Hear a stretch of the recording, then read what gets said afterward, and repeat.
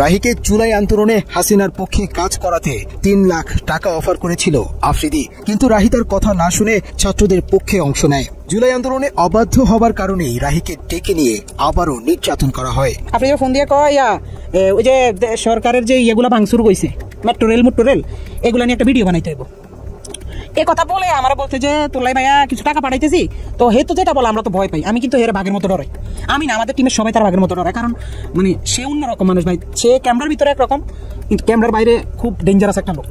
তারা কিন্তু সবাই ভয় পায়। ইউটিউব ইন্ডাস্ট্রিতে একটা টাইমে তার সবাই বাঘের মতো ভয় পাইতো। সবাই তার অফিসে ডাকাইতেছে, যারা আমরা টিমের যারা মানে ছাত্র আন্দোলনের সময় তার বিপক্ষে চলে গেছিলাম। তার বেল্টের বাড়ি আমার তো বেশি কেউ খায়নি, বেল্ট খুইলা আমার কুত্তার মতো পিড়াইতো। এই সময় তাকে ভিডিও কলে একজনের সাথে কথা বলিয়ে দেওয়া হয়, যাকে বাংলাদেশের ভবিষ্যৎ প্রধানমন্ত্রী হিসেবে তার সাথে কথা বলানো হয়। 2-3 মাস পরে হয়তো তার মাথাটা আবার ঢুকছে যে রাই কি কারো লগা আবার কিছু কইয়া লাইনি। হ্যাঁ, রাইটা আবার একটু দমক দিতে হইব।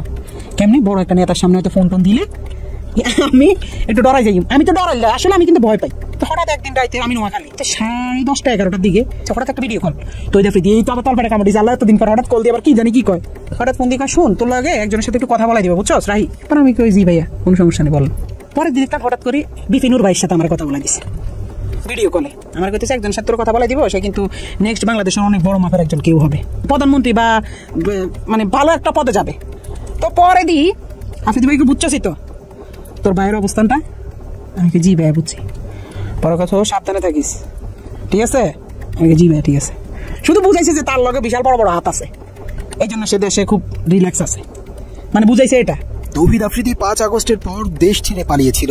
এরপর আসামি হয়েও আইনজীবী দিয়ে বাদীর মামলা পরিচালনা করা এবং নুরুল হক নূরকে নিজেদের পকেটে নেওয়ার পরেই আফ্রিদি সাহস করে আবারও দেশে ফিরেন। 5 আগস্টের পরে 2 মাস 3 মাস সে আসে নাই, তখন আলহামদুলিল্লাহ বলছিলাম যে আল্লাহ সে না আসুক, সে তার মতো থাকুক, আমরা আমাদের মতো থাকি।